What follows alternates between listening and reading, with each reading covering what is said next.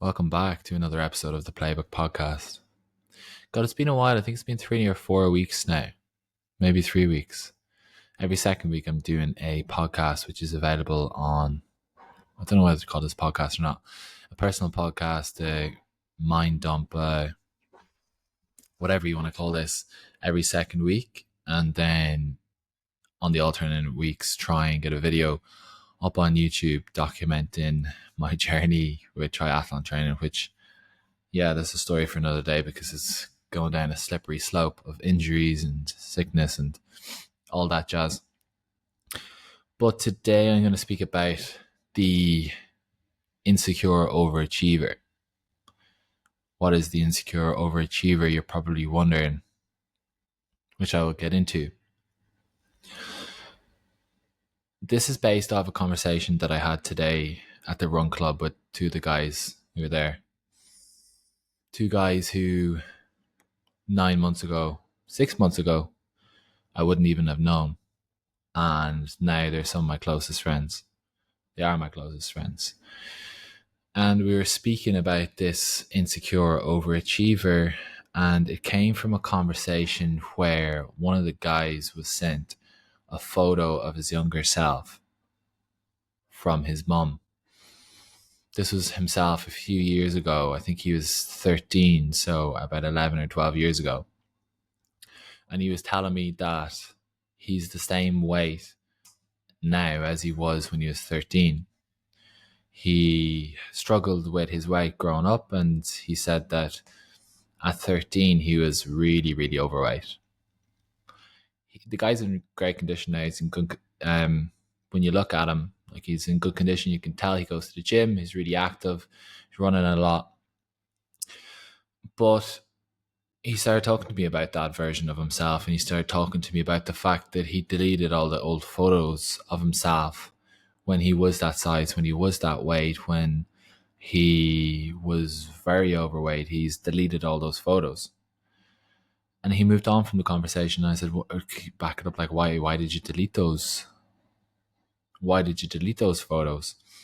And he said, because I'm disgusted by them. And that hit me deep. Like, that hit me harder than I would have expected, because it resonated with me and it spoke to something of my own insecurities growing up, and even my relationship with my younger self. Growing up, I was never really the athletic type. I was never, comfortable with my weight. And during secondary school, so from 12 onwards till about 17, I put on a lot of weight. And I was extremely insecure when it came to my body image. It got so bad that when I was getting changed in the changing rooms within training after rugby, that I'd be hiding my stomach. I'd be turning away from everybody else. I would ensure that nobody was looking. Now, this guy also said that he had the same experience, that he would wait until people left the changing rooms, that then he would get changed. This broke my heart because it spoke to me, and it is tough to see, to be honest. And we started speaking about those insecurities and how much of an impact it has had. I am fueled by motivation when it comes to my physical well-being, in order for me not to revert to this younger version of myself. I do definitely wince, or I do definitely I'm embarrassed when I see that younger version of myself. But this guy this morning, one of my friends, was speaking about the fact that he was disgusted by it and he was deleting pictures. And it's so funny, the advice that you give to other people is never the advice that you might be able to take yourself and implement. And I said to him, like, when I struggle with my younger self and separating the two, and having negative views of my younger self and what he is like, when I feel embarrassed, when I feel disgusted, when I see those pictures or videos, I remind myself that it's just a kid. And I remind myself that I shouldn't speak to a kid that way. I shouldn't have that reaction to a kid, because that younger version of myself is a child, is a kid, and he would not be appreciative of the fact of an older person being disgusted at him, looking down on him, and removing any photos of him on their device. So why would we treat ourselves the same way? You would never, to a 12-year-old, say how disgusted you are of how they look, or be embarrassed by the way they look. So why do we treat ourselves with the same way? It doesn't matter if it's our current self. It's our old self. It's still a person. It's locked in time. And when we lock versions of ourselves in time and we treat them with such disdain, it's going to negatively impact the way that you view yourself. And it negatively impacts and impacted the way that I viewed myself. Looking back at that younger version of myself, I mean, I've probably been in more of a healthy weight category for longer than I've been in an unhealthy weight category. And I keep kind of fueling myself, being like, I need to, keep pushing or I'll revert back to that. It's like, that only takes up a fraction of my life. Why do I keep assuming that's the median? That's the average point of myself. That's where I will drift back into if I take the foot off the gas. And it's the underlying kind of thing here is that insecurity. And that insecurity is rampant in my life. And it's not only in body image. This comes to essentially insecurity around a lot of different aspects of my life and the reasons that I push in order for to be seen, to be heard, to be recognized. And it's this underlying kind of insecurity that I'm not enough, that I have to be validated by the rest of the world in order to be okay. And this drips into my professional life so much, so much, in a sense where in a sales environment, you're completely graded based off your performance. You're completely graded on how many sales you do or how many whatever you do within a sales environment and where you are on the leaderboard. And that can infect your internal state of how you value yourself and how you view yourself. When I went into the two previous sales environments that I was with, if I was near the bottom of the leaderboard, then I would view myself as being insignificant. I would view myself as being a loser. I would view myself, my whole self-image would take a complete hit. I think sales is like the most negative environment to be in if you have poor self-esteem. And I had poor self-esteem, and it's something that I definitely still struggle with from time to time. It's something I struggle with a lot, to be honest. And it's not just self-esteem in the physical domain, but in all the aspects of my life. This desire to be seen, this desire to be great, this desire to become something for myself. I don't know where this is coming from and where deeper in my childhood or in my past that I wasn't seen or I wasn't heard. I think I was always made to be seen. I think I was always made to be heard when I was growing up. It's not like I have had many negative previous experiences that I can point to. Potentially one of the things is the fact that I'm a twin and the fact that my twin brother got a lot of attention as an infant, a lot of attention in the first few years because he was severely demanding, severely upset. He was suffering with colic and asthma, so he was crying and wailing and having issues. This is all obviously according to my mum. So he was making massive scenes, which meant that he was getting the most attention. He was being heard. He was being comforted. He was being given the attention that I wasn't given. And I was allowed to be sat in the corner because I was a quiet baby and I was self-sufficient. And it was like, okay, yeah, Brian is going to be okay. Brian is going to be fine. Brian will take care of himself, essentially.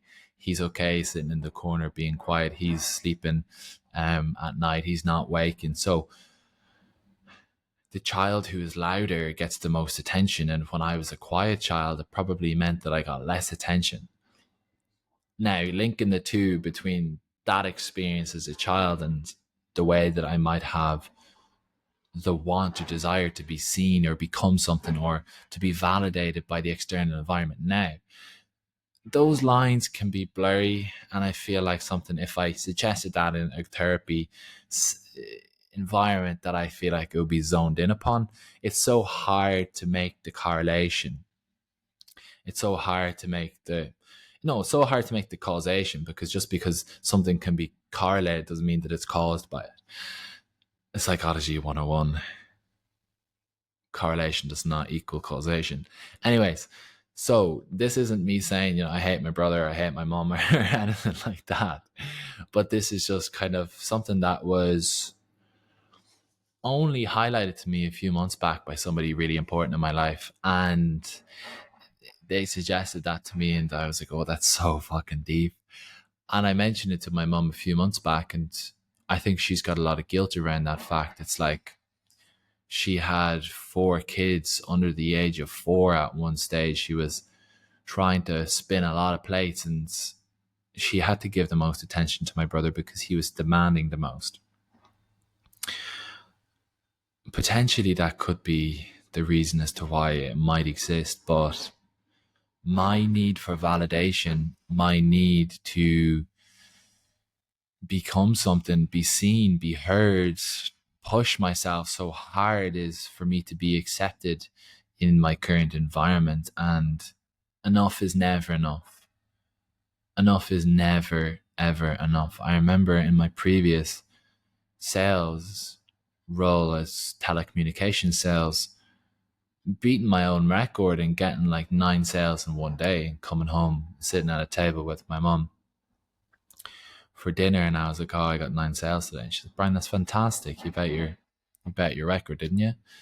And I was like, yeah, but it's not 10. And to me, that was just normal. Like, it's not 10. And I guarantee you, if I got 10, it's like, it's not 11, it's not 12, it's not 14, it's not whatever. The goalpost kept moving. I never was comfortable with the fact of what I achieved. It's always like, I can do better, I should do better. The goalposts are always moving. What's the next point? This isn't enough. I need to dominate and crush everybody. And even though I was breaking records, I enjoyed that because I loved being on top of the leaderboard. I loved being front and center. I loved being the top salesperson in the office. I loved being recognized. And it mightn't be even from a competitive space. It might just be from that insecurity, come from the insecurity and come from the need to be seen, the need to be validated. And what that causes is overachievement. And when you are overachieving, when you are achieving quote unquote success and you're being validated for it, but the fuel underneath it is the insecurity that drives you, it can end into this really unhealthy obsession. Because what is fueling me is negative in a sense. It's coming from insecurity. It's coming from not feeling like I'm enough. And then I'm being rewarded for my outcomes. So it's like, well, this works. This is the only way that I know. I'm being rewarded for my insecurities. I'm being rewarded even though the motivation is coming from not the healthiest place. So in my mind, it's like, well, I have to do more of that. This works. This is positive. It is successful. So that has, and it still causes, a significant amount of issues in my life, in a sense of how difficult it feels and how much I'm gripping tightly, which is what I spoke about in my previous podcast. And it's kind of underlying that then I will be good enough. In this current state, I am not enough. I'm not good enough. When I achieve X, when I achieve Y, when I prove a point, when I show people who I am and create this thing of I need to prove myself. I need to show people who I am. I need to prove a point. I need to be seen. I need to be validated. And assuming at that point, that is when I'll be enough. But again, when I reach those points, the goalposts are just moving further and further away from me. And it's hard, I think, I know, because if I'm coming from a place of I am not enough, I am insecure, then looking for the external environment to validate that, that's something that's not in my control. That is not in my control whatsoever. I'm leaving it up to the external environment, which is out of my control and changeable, to dictate my internal state, my internal feelings. And have come on in this podcast and talked about focusing on the things you can control. But I think this is another example of the fact that I don't always practice what I might preach. And I leave it up to the external environment to dictate how I feel internally. And even though I say I don't care what people think of me, there is a massive portion of me that definitely does still care. And I don't want this to sound like trauma dumping. I don't want this to sound like, I'm broken, I need to be fixed. I just want to speak about this because it's something that I spoke about today and we spoke about. And I know that it's something that other people struggle with 100%. You assume the issues that you're struggling with are independent to yourself when, in fact, a lot of people are currently suffering with it. The fact that it was the word insecure overachiever was mentioned by one of the other lads just goes to show that he's already conscious of the fact that that exists, and he self-identifies as that sort of person. And even when somebody says insecure overachiever, even when he said insecure overachiever, he was like, well, not necessarily overachiever. But like, there's the insecurity again. There's the insecurity. There's the feeling of not feeling enough. And, overachievement in a sense of society's definition of overachieving. So like, even to call yourself, even the insecure overachievers, when they call themselves an insecure overachiever, they kind of are reluctant to even say overachiever because that will confirm that they're doing well, and that doesn't really fit with the insecurity itself and the poor self-image that they have. And this is to speak about it because I know people are suffering with it, and only from speaking about it myself can I go through it, mull through it, chew through the idea. And that's what this podcast is for, is to blurt out some of the internal kind of feelings in my head, or the internal thoughts in my head, out on paper, out into the open world. So it's something that is so common. And there was a study done that Chris Williamson spoke about the top 3 traits of high achievers. I think they identified some CEOs, Fortune 500 people, blah, blah, blah. And the 3 traits were the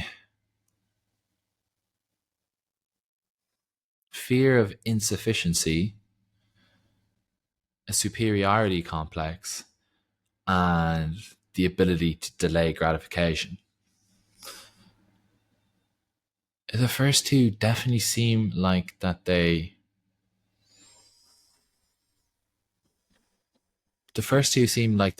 go against each other, that they're a complete contradiction of each other, but both can exist at the same time, which is the first kind of thing that you have to get your way through. It's like, okay, 2 things can exist even though they're polar opposites at the exact same time. And I assume that the superiority complex can be conditioned into somebody when they're going from a place of this fragile motivation or unhealthy motivation of fear of insufficiency and not being enough, which makes them assume that they are superior to people, but they still have that insecurity underlying. So even though they're insecure, they feel like that they are superior, that they are, greater than other people. And the 2 things exist at the same time. I'm not enough, but I'm better than everybody else. Not everybody else, but you know what I mean? And finally, the ability to delay gratification. So this is not saying yes to the thing in the present, not saying yes to the internal desires that you might have, the hedonic treadmill of feeding your impulses and just being a prisoner to your impulses, to your desires, and delaying the time in which that you require to be rewarded, um, delaying the time in which you require to be gratified, and extend that for long periods of time. I probably would self-identify as my ability to be able to do that.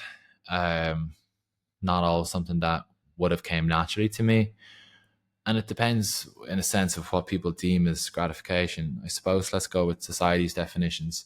And biologically, I suppose rewarding yourself with food, rewarding yourself with alcohol, with periods of time off, relaxation, away from work. That is really rare and not really something that is often in my life. Not to the extremes. I don't work 80-hour weeks and never socialize, but it's definitely there. Definitely got ability to delay gratification. Um, Fear of insufficiency. Yes, yes, I think so, based on what we just spoke about. And superiority complex, probably not to the extreme, but that doesn't mean that I will be, Fortune 500 CEO, but I'm definitely overachieved in the majority of the things that I've genuinely put my mind to, specifically in sales roles, in performance based roles. So maybe you might be listening to this and you're like, yes, I am somebody who is defined as being overachieving or achieving great things or doing well in my domain of competence or whatever it is that I'm focusing on. But at the same time, I've got this burning feeling of not being enough. It's never enough. I am not good enough. I am not enough. And biting down further and gripping harder and having that fuck you energy. And maybe this resonates with you. The answer, I don't know. There's so many different ways that this can be looked at. It's like some people say, use what you got. Some people say that is a negative way to view yourself. That is negative fuel.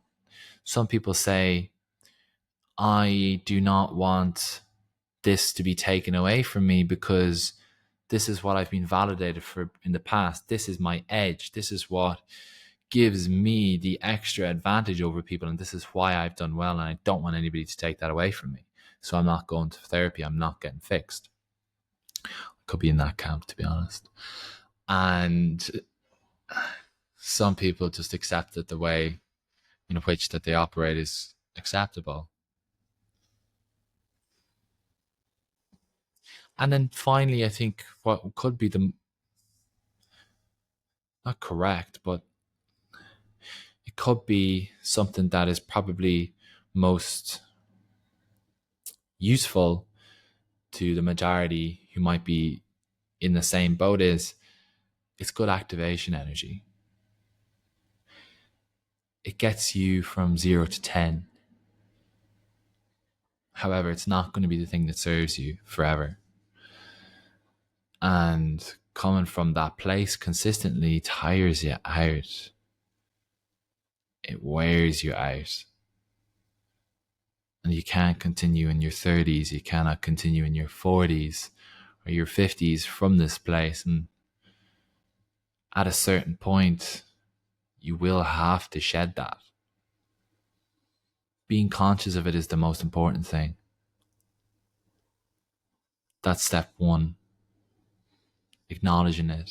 Step two, deciding if it's something that serves you in the present moment or not. It's probably step three, understanding that you are enough, not even based off what people might. You don't have to look outside of yourself in order for your own self-esteem. I think that's important. I think that will be important for me, is even though I might strive to achieve these things, I know I am enough.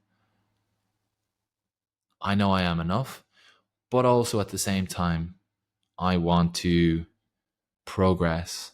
I want to move forward, not forward in a sense of positive, but I want to keep moving. I want to keep following this path of self discovery or self improvement, dare I say. But at the same time, I'm holding this conflicting belief that I am enough. I am enough.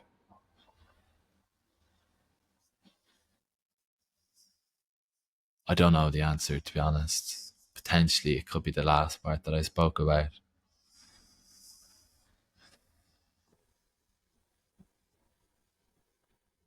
On a side note, if anybody can hear that construction outside, it's insane. It's definitely something that is really annoying me. And I only spend the weekends here. Need to give my early leave notice. um, I think that's it, to be honest, today. The insecure overachiever.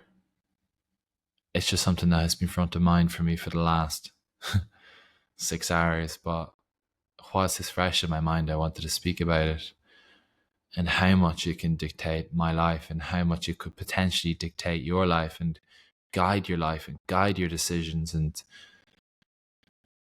push you unnecessarily. And hopefully you might look within yourself and self-identify some of the things that I spoke about and understand that in the present moment it might not even serve me, but it might serve me, but it's something that I'm going to have to address in the future. And if it's negatively affecting your quality of life, then it has to be something that has to be taken a look at. Through different periods, it's affected me. When I go into a new role for the first time, a new environment, a new thing, that's definitely when I see it most prominent. That's definitely when I see this negative motivation or drive creep up in a sense of, I need to prove a point. I need to show people that I am what I say I am. I need to show everybody and prove them all wrong. Prove who wrong? Show who? They're thinking too much about themselves to even notice. But yeah, that's essentially it for today. I do hope you enjoyed that waffle for 28 minutes. And maybe you're listening, maybe you're not. And I might see you in the next one.